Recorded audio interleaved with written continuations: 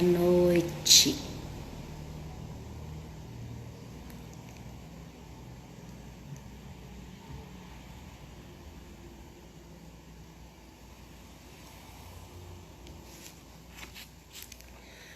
Boa noite, meus amigos da Fraternidade Espírita Jesus Amigo.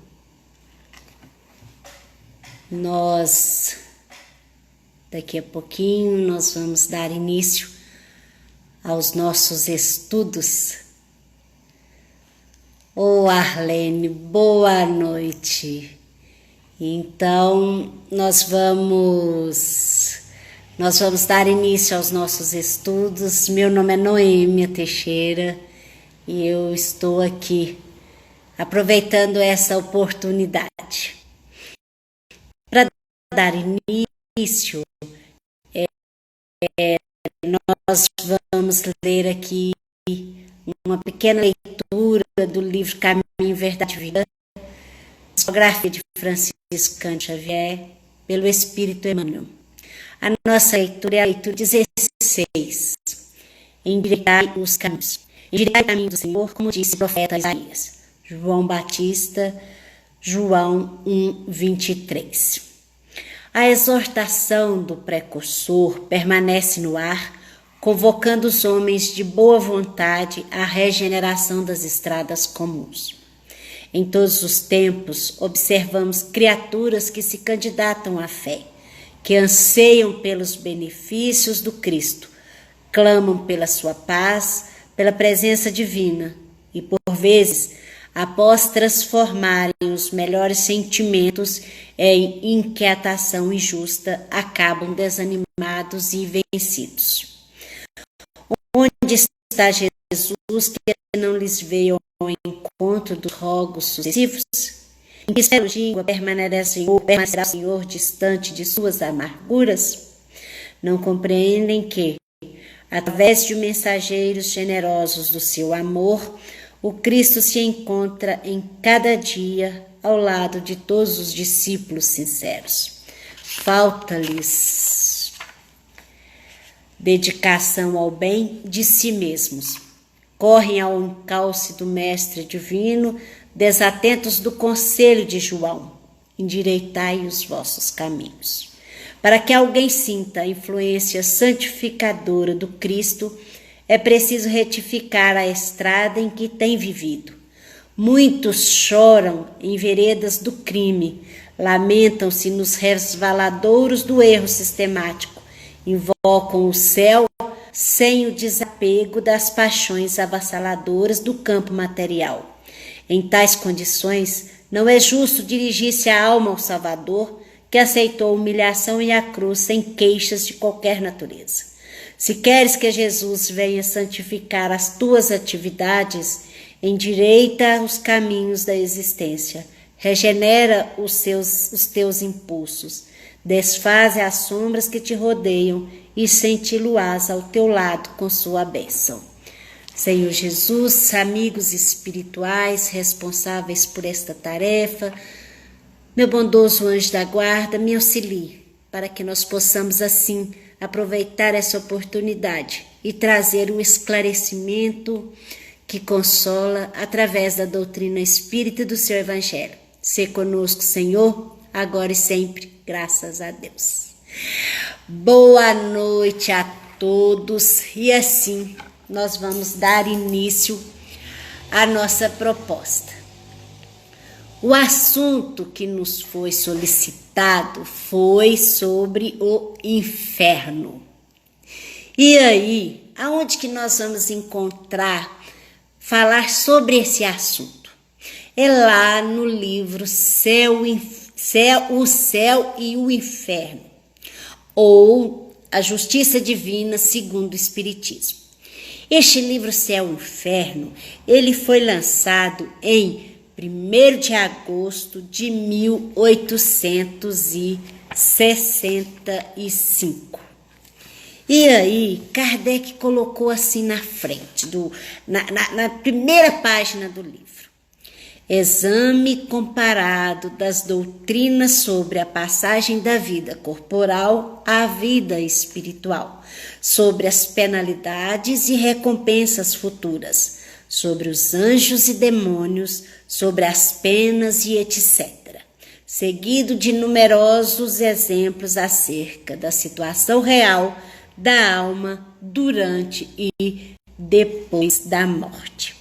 E o que eu achei muito interessante também, que Kardec, ele coloca uma passagem de Ezequiel como referência para conduzir todo o trabalho que foi feito. Ele que está lá em Ezequiel 33:11. Por mim mesmo juro, disse o Senhor Deus, que não quero a morte do ímpio, senão que ele se converta, que deixe o mau caminho e que viva.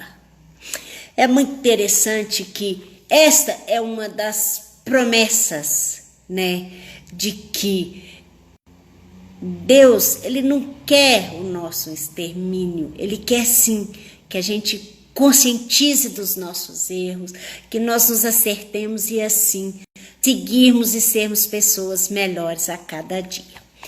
E aí, meus amigos, o capítulo 4, porque o que Kardec fez?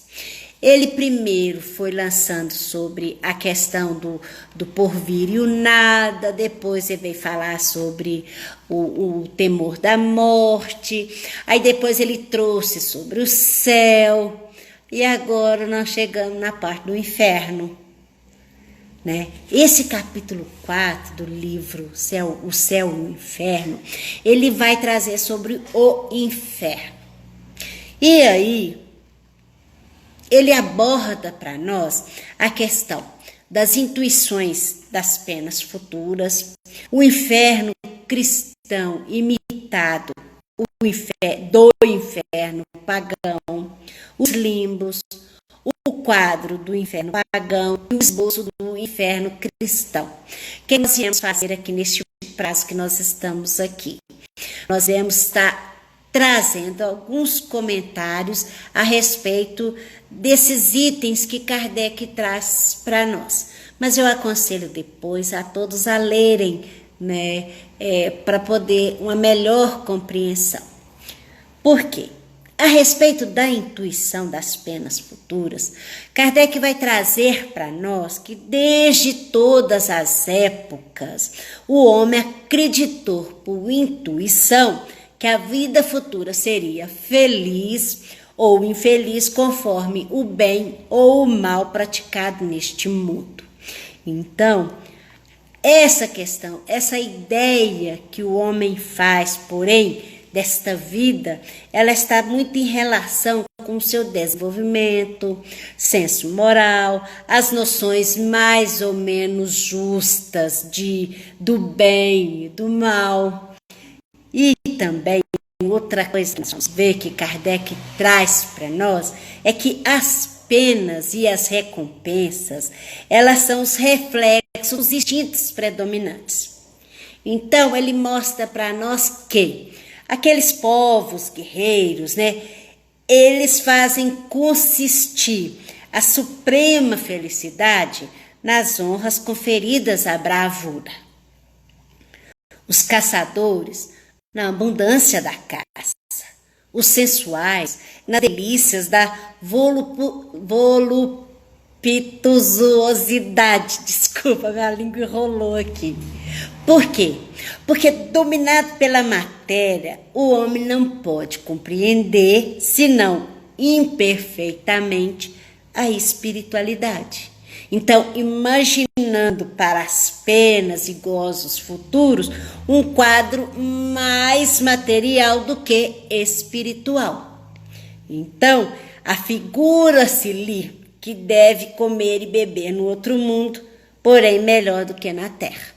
Por que Kardec faz essa referência? Boa noite, Bela Queiroz. O que acontece? Por quê?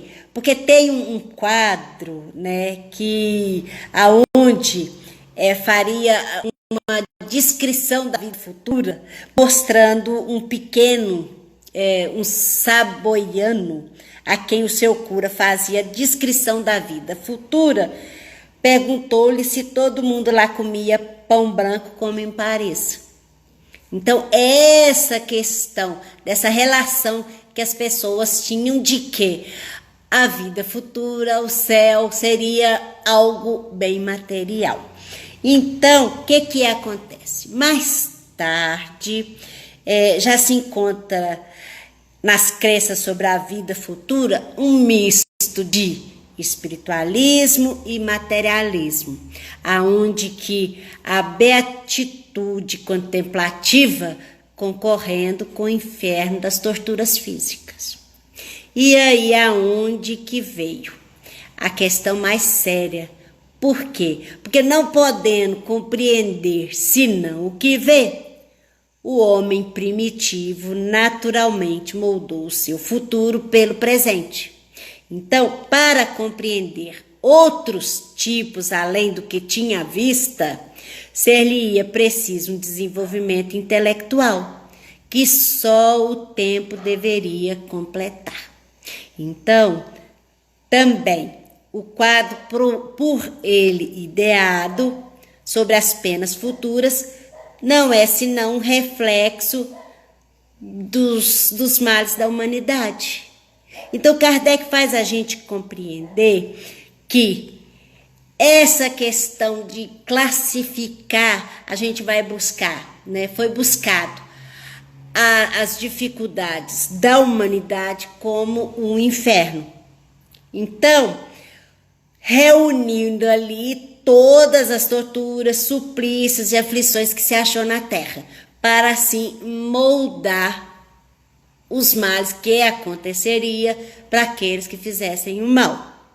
Então, Kardec nos mostra que nos climas abrasadores imaginou um inferno de fogo e nas regiões boreais um inferno de gelo. Então, é aquela questão, né? Não estando ainda desenvolvido o sentido que mais tarde o levaria a compreender o mundo espiritual, não podia conceber senão por penas materiais. E é assim, com pequenas diferenças de forma, os infernos de todas as religiões se assemelham. Então, nós vamos ver que a questão do inferno pagão, ele foi descrito e dramatizado pelos poetas. Então, foi o modelo mais grandioso do gênero e perpetuou-se no seio dos cristãos. E uma coisa interessante que a gente vai ver, que tanto o inferno pagão como o inferno cristão, ambos têm o fogo material como base dos tormentos. É o símbolo, né, dos sofrimentos mais atrozes. Agora, o que é interessante que Kardec traz para nós, que os cristãos, eles exageraram um pouco a respeito do inferno dos pagãos. Por quê? O inferno dos pagãos, o que tinha? Tinha o tonel, tinha o rochedo, onde eram os suplícios individuais. Agora, no cristão, no inferno cristão que foi construído, é o contrário. Porque no pagão é de acordo com seu erro, era onde que você teria o suplício. Agora, no inferno cristão, olha só, é geral, não tem distinção. As caldeiras ferventes, cujos tampos os anjos levantam para ver as contorções dos supliciados. Aí que Kardec vai mostrando para nós como que foi exagerado. Aonde que tem um Deus sem piedade, que ouve os gemidos por toda a eternidade. E aí Kardec mostra para nós que o inferno pagão, ele não tinha essa questão. Porque os pagãos, eles jamais descreveram os habitantes dos campos elíseos, deleitando a vista nos suplícios do Tártaro. Então, no pagão, era cada um separado, cada um com o seu tormento. Agora, no cristão, não. No cristão, já era aquele inferno, como se diz, para todos, sem distinção, aquele caldeirão queimando e ainda os anjos ficando observando a tortura. Então, olha só para vocês verem. Outra coisa que Kardec, nessa comparação que ele faz dos infernos pagão e cristão, é que tanto no inferno pagão como no inferno cristão, todos eles têm seu rei. No caso do cristão, é Satã, que tem uma diferença de Plutão, porque Plutão que é o que fica responsável, né, para distribuir os castigos. Só que, olha só que interessante, Plutão se limitava a governar o sombrio império em que lhe coubera em partilha, sem ser mau. Ele retinha em seus domínios o que praticaram mal, porque era a sua missão, mas não induzia os homens ao pecado para desfrutar, trepudiar dos seus sofrimentos. Então, no inferno pagão, Plutão, aqueles que fizeram mal, ficava lá e Plutão ficava vigiando para eles não saírem. Agora, no inferno cristão, aí, como se diz, o negócio era mais sério. Porque Satã, ele recruta vítima por toda parte, regozija-se ao atormentá-las com uma legião de demônios armados de forcados e revolvê-las no fogo. E é muito interessante como se diz, foi piorando as coisas, foi trazendo mais culpa, mais remorso dentro de uma ideia que já era construída. E aí Kardec, ele vai mostrar para nós que sempre teve essa questão do reino da felicidade e o reino do sofrimento, o dos suplícios. E aí uma coisa natural também, que era reservada à questão dos lugares inferiores. Então, como se diz, o centro da Terra era onde acreditava servirem de entradas certas cavidades sombrias, de aspecto terrível. E aí os cristãos também colocaram ali por muito tempo a habitação dos condenados. Então, é interessante como que o conhecimento da ciência vem nos mostrar, né, o conhecimento da geologia, que a questão que não existe um inferno lá naquela camada inferior igual se acreditava, né? E esse pensamento prevaleceu durante muito tempo, né? E alguns ainda acreditam que o centro da Terra é o inferno, é aonde que vão os condenados, né? O inferno dos pagãos continha de um lado os campos elíseos e do outro o Tártaro. O Olimpo, a morada de deuses e dos homens divinizados, ficava nas regiões superiores. Então, essa questão do inferior embaixo, superior acima, é algo que já vem trazendo de longas datas esse conceito, né? Então, segundo a letra do Evangelho, Jesus desceu aos infernos, isso é, aos lugares baixos, para deles tirar as almas dos justos que lhe aguardavam a vinda. Isso pegando a letra. Então, Kardec vai mostrar para nós que o inferno não era, portanto, um lugar unicamente de suplício, porque estavam, tal como para os pagãos, nos lugares baixos. Então, a morada dos anjos, assim como Olímpio, eram os lugares elevados. Colocaram-na para além do céu estelar, que se reputava limitado. Era aquela questão também que a ciência hoje vai mostrando para nós que, como se diz, o universo, o céu não tem limite. Porque antes se acreditava que a Terra estava dentro de um domo.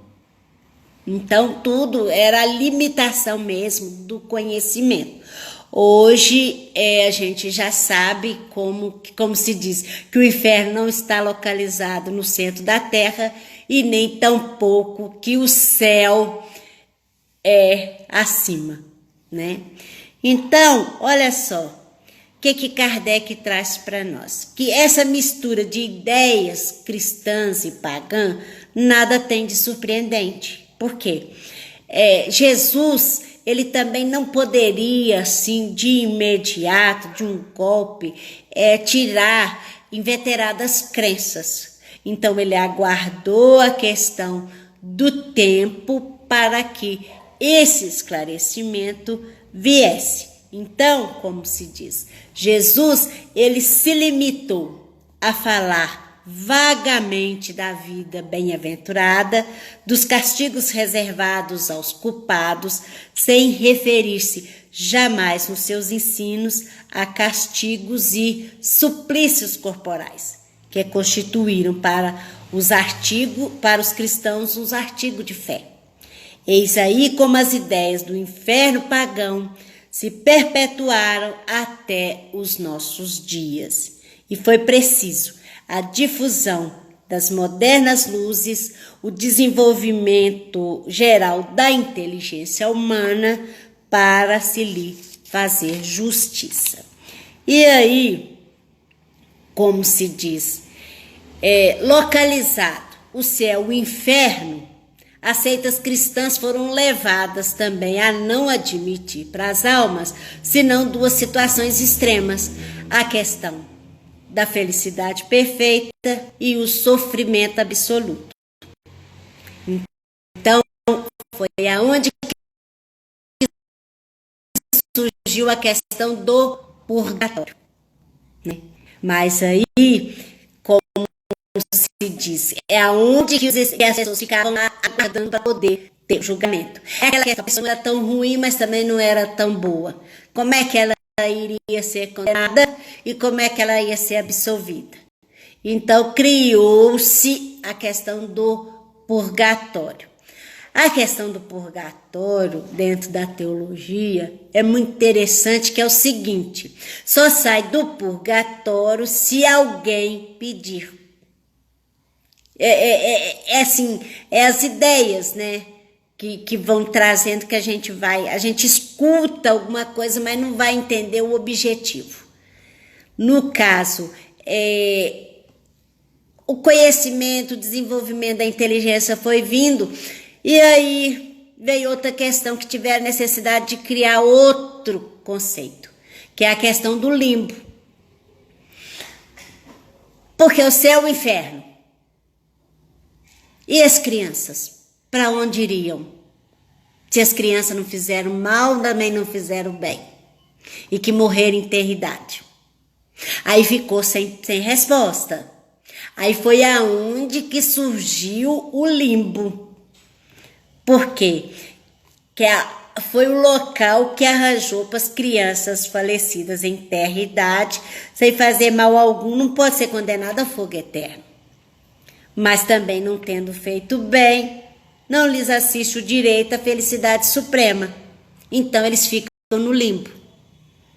Tá vendo como que é interessante, para explicar determinadas coisas, vão criando conceitos. Mas a alma inquieta, ela quer saber mais. E a doutrina espírita veio trazer esse esclarecimento a mais para nós. Kardec está mostrando que não faz sentido e mostrando para nós como que é necessário usar o intelecto, né? E aí Kardec, depois de trazer sobre os limbos, ele faz um artigo muito interessante, um ensaio aqui muito interessante sobre o quadro do inferno pagão. E ele vai mostrando para nós como, de onde que surgiu, como que foi construído. É muito interessante porque ele na descrição de Fénelon, no Telêmaco, que é um conto onde que vai mostrando toda aquela o inferno onde foi conduzido, e foi trazendo a questão do sofrimento, das angústias, tudo aquilo que ele os juízes, isso tudo foi poeta que foi, e as dessa poesia, aquilo acabou transformando. É isso que aconteceu, né? Era um conto onde vai mostrando toda as profundezas da terra, os insultos, e de certa forma a gente vai ver que tudo isso é construído através da mente humana, dentro desse preso, dentro da culpa, do remorso. Então ela vai buscando para si os seus castigos. E este poeta fez isso, e através dessa poesia ele foi trazendo essa questão do inferno, e que depois outros foram adotando. A respeito do inferno cristão, Kardec mostra para nós que a maior questão em voga era saber aonde estava localizado o inferno. Aí Kardec diz que alguns doutores da igreja, eles têm colocado nas entranhas do nosso globo. Outros não sabemos em que planeta, sem que o problema se haja resolvido por qualquer concílio. Então é algo aonde está localizado o inferno, não tem nenhuma explicação, não tem um conceito teológico abordando essa questão. Entendeu? Então, nenhum teólogo circunspecto, nenhum teólogo tem não se atreve a especificar aonde que está localizado o inferno. Aí Kardec diz assim, a semelhança dos egípcios, dos hindus e dos gregos, a descrever os horrores dessa morada, limitando-se a não-la mostrar como premissas no pouco que dela fala a Escritura. O lago de enxofre e enxofre, de fogo e de enxofre do Apocalipse, e os vermes de Isaías. Esses vermes que formigam eternamente sobre os cadáveres de Tofel e os demônios atormentando os homens, os quais eles perderam, e os homens a chorarem, rangendo os dentes, segundo a expressão dos evangelistas. E aí, nós vamos ver também que Kardec traz para nós que Santo Agostinho, ele não concorda muito com esses sofrimentos físicos, sejam apenas reflexos de sofrimentos morais. Vê no verdadeiro lago de enxofre, vermes verdadeiras serpentes, saciando-se nos corpos, casando suas picadas a dos. E aí, arte vai trazer o pensamento de Santa Teresa Ávila, vai trazer os versículos de Marcos. E aí, meus amigos, dentro disso tudo, ele vai mostrando para nós que, de certa forma, não faz muito sentido. Porque os demônios e o inferno seria totalmente contrário à lei de Deus. Seria, sim, muito a bondade de Deus, né? Não permitiria que existisse, sim, um ser que ficasse atormentando o outro e ter o prazer de ficar vendo, como se diz, vendo o sofrimento do outro. E nós vamos ver que Kardec ele vai nos levando a um pensamento de que a questão toda é mental. Não existe um lugar um lugar especial. Não existe um ser com esse poder de estar ali, colocar o outro ser e ficar ali observando o seu sofrimento e ficar ali, como se diz, os anjos, jogar todo mundo dentro do caldeirão e ficar observando. Isso não faz sentido dentro da lei de Deus.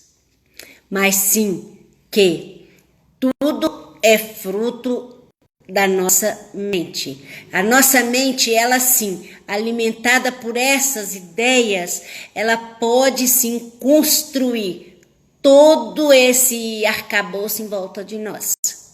Porque no plano espiritual, a nossa vida é mental. Aquilo que nós acreditamos, aquilo que nós construímos, aí se torna assim, junto com outros pensamentos iguais, ali vai se plasmando e vai se formando. É isso que nós temos que compreender, que a força do pensamento é que constrói. Então, Kardec, através eu fiz só um pequeno esboço desse capítulo sobre o inferno. Kardec ele vai mostrando aonde que não é coerente, não faz sentido a questão da existência do inferno.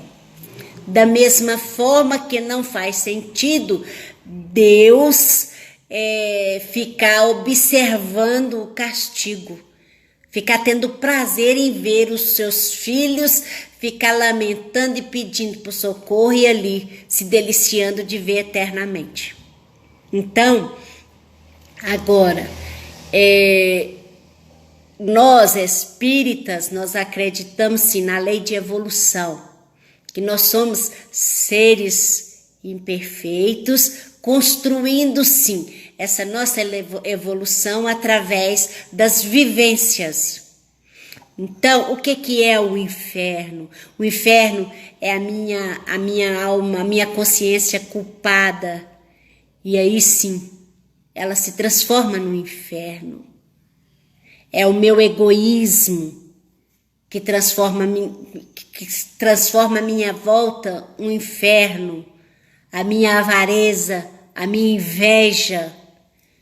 Que sofrimento não passa, que tormento não passa um invejoso quando vê o sucesso do outro. Isso que é o inferno. É as nossas imperfeições que nos fazem, que nós não sabemos lidar com elas, elas servem de sofrimento para nós. Agora, como nós temos que sim desconstruir esse pensamento desse lugar específico, porque já foi provado no centro da Terra, não é. Então não existe esse lugar específico. Então esse inferno apresentado, que vem sendo cultuado pelos milênios, ele não é real. Agora, nós sabemos sim que a mente, ela pode construir, através da força do pensamento de outros afins, construir sim, plasmar esses infernos. É diferente, né? É diferente na questão desse local específico. Existe sofrimento Existe sim, no plano espiritual existe sofrimento, mas o sofrimento ele é relativo ao apego que o espírito tem às suas imperfeições, né? Não é algo designado por Deus, é eu mesmo que arranjo o meu castigo e a minha cura. Então, é isso que a doutrina espírita mostra para nós, que a necessidade da gente estar mudando a nossa mente, o nosso pensamento, buscando descristalizar essa ideia de que Deus castiga, que Deus quer punir, que Deus é aquele Deus vingativo. Ele quer sim que a gente compreenda o nosso erro e assim repararmos os nossos equívocos. Eu aconselho vocês a conhecerem esse livro melhor, o livro Céu e Inferno, porque ele vai trazer assim para nós muitas informações a respeito da vida espiritual, né? É uma pequena contribuição minha a respeito deste assunto. Eu espero ter auxiliado nesse contexto assim de mostrar essa questão de como foi construído essa ideia do inferno. Aonde que surgiu essa questão do inferno e ao longo da caminhada, né, da jornada evolutiva pelo planeta, como que essa ideia teve momento que ao invés de aliviar, ficou mais pesado. Mas agora com conhecimento da doutrina espírita, já está assim nos mostrando que esse contato nosso com o plano espiritual, abrindo a nossa mente, né, nos preparando a nossa ida para o plano espiritual de maneira mais consciente das verdades, né? É isso, meus amigos, é isso a minha participação hoje aqui, até o brinco caiu. Tem alguma pergunta, alguma coisa a respeito do assunto, gente? Vocês que estão aí, para poder esclarecer alguma coisa que ficou em dúvida? Não, né? Então tá bom. Então, é essa a nossa participação a respeito